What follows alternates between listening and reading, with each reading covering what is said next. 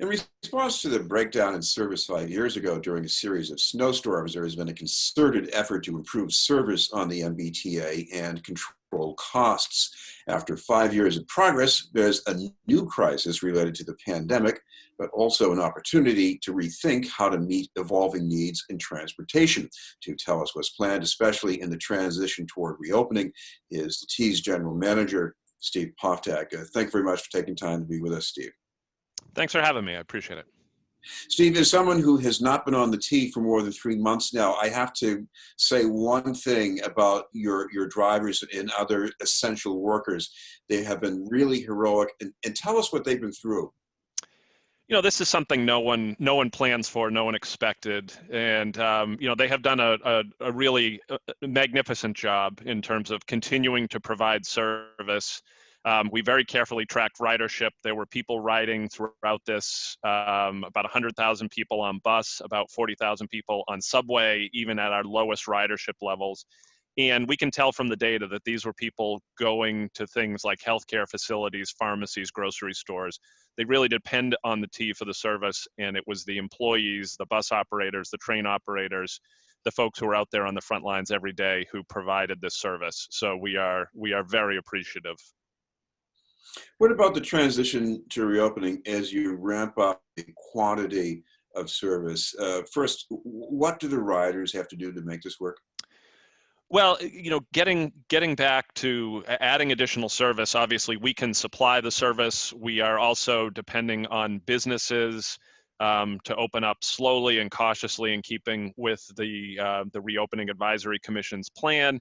And what we're looking for from riders is to practice social distancing as much as feasible and to wear face coverings. That's one of the things we really ask, to make sure that they wear face coverings whenever they are on the system or at an MBTA facility. Well, one of the things I picture somewhere on the upslope toward reopening, there are going to be these days, maybe during peak hours, people are going to go to a station, they're going to see a crowded train, and they're not going to get on it. They're going to feel really frustrated. So how is the T going to recalibrate so chronically to deal with that? Well, we already track crowding on a regular basis on our buses. What we've done is we've altered our crowding thresholds. Back in the old, sort of pre-COVID days, our service delivery policy said 58 people on a bus was crowded. Now we're saying 20 people on a bus is crowded. And we'll be tracking that carefully. We're aiming to provide historical data to people about their commutes, what parts of it could potentially be crowded and where there might be additional capacity. We're rolling out this week and next a pilot program where we're actually providing real-time information on a number of major bus routes, telling people which buses are approaching that crowding standard and then which buses have additional capacity, so that people who do have the flexibility to make different arrangements, maybe travel a little bit later, a little bit earlier, or on a different mode, have enough information to make those types of decisions. Well, one thing that could affect crowding on the Blue Line is the break that you're giving on the cost of commuter rail service from Lynn. Explain how that would work. Sure. We tried this very briefly for a week during at the end of May, when we had actually had a shutdown on the Blue Line, and we are going to do it starting July 1st for at least 2 months, where we are offering Lynn currently is Zone 2. We're going to designate Lynn as Zone 1A for the purposes of traveling into North Station. So you'll be able to travel on the commuter rail from Lynn to North Station for the price of a subway fare. And what we'd like to do is understand if folks who are now getting on a bus in Lynn and then taking it to the Blue Line to take it in town, if we can incentivize them to move over to the commuter rail where we have a lot more capacity. This is one of the types of things that we're going to experiment with as we go. Well, talking of what we have customarily referred to as commuter rail, the Fairmount Indigo line, you have some short-term changes coming up in terms of the service and I think even fare access too. Yes, we'll be starting on the 22nd. So on Monday, we'll be starting additional off-peak service on the Fairmont line. This was a pilot proposal that was put forward by the City of Boston that was accepted. We're going to put it in place and provide additional service there. Folks will be able to use their Charlie cards on the Fairmont line. There'll be validators on the Zone 1A platforms on the Fairmont line. And then they'll also be able to transfer to bus and rail seamlessly. So we're really excited to provide this additional service. We were excited pre-COVID, and now that we are sort of in the midst of this, we think this can also play an important role in getting folks who may be on, the folks who do have the option to take commuter rail or bus. We think this is going to be a more attractive option now that we've got additional service.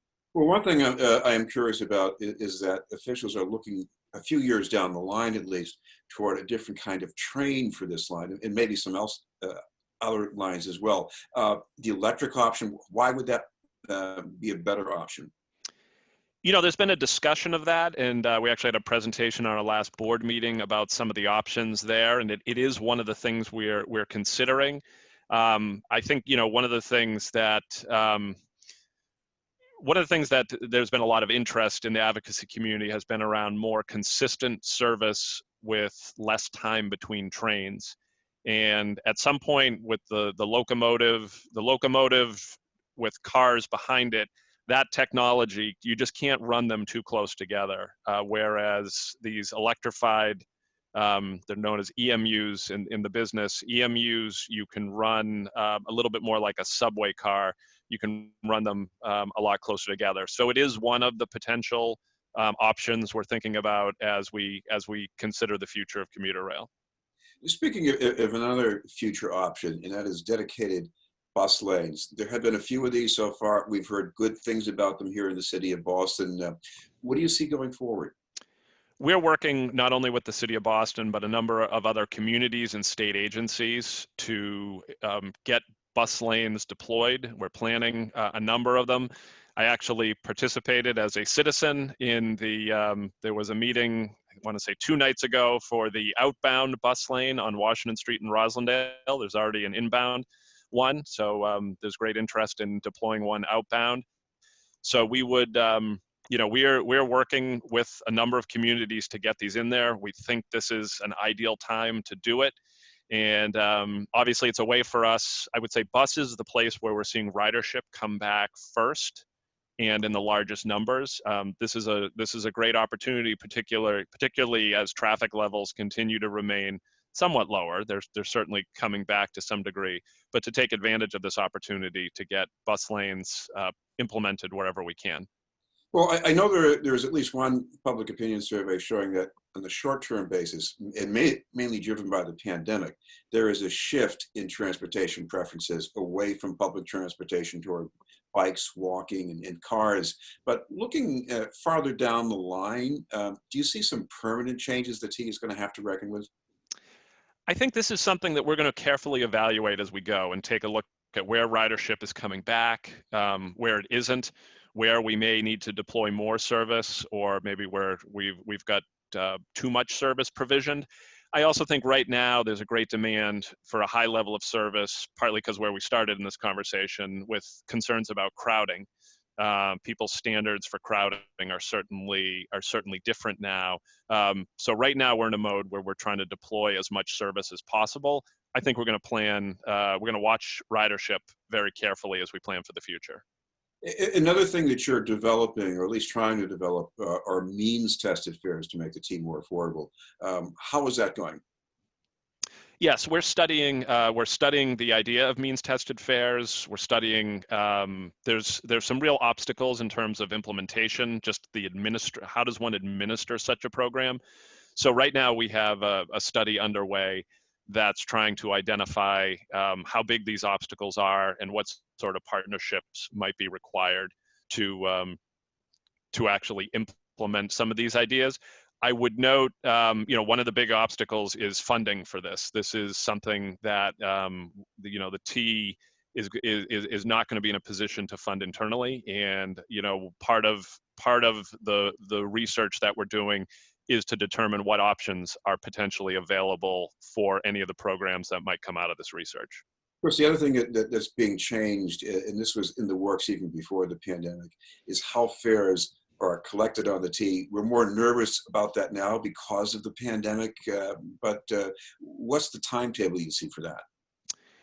over the next few years, culminating in kind of the full system being upgraded by the end of 2024, we're going to be putting in a new fare collection system, starting with buses and then moving our way through the modes and ultimately culminating with commuter rail.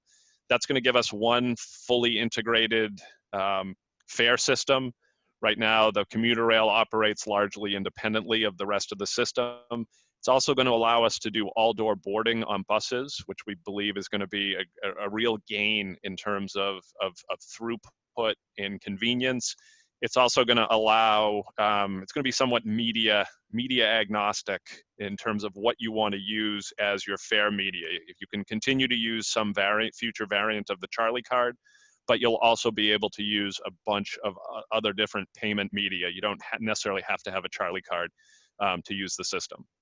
Well, one other result of the pandemic is that there are a lot of financial challenges, not just for the T, but the Mass Taxpayers Foundation recently came out with a report saying that, if you look down the line a few years here, the T's facing a financial crisis that could prove existential. That sounds pretty scary. What do you think about that?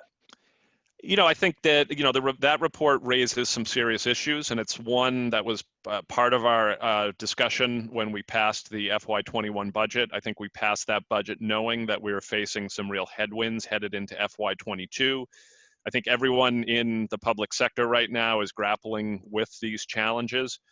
One of the things the T has been fortunate to receive is almost $830 million in federal stimulus funding, which has really allowed us to bridge the gap in FY20 and in FY21 in terms of the struggle we're facing with, much decreased fare revenue.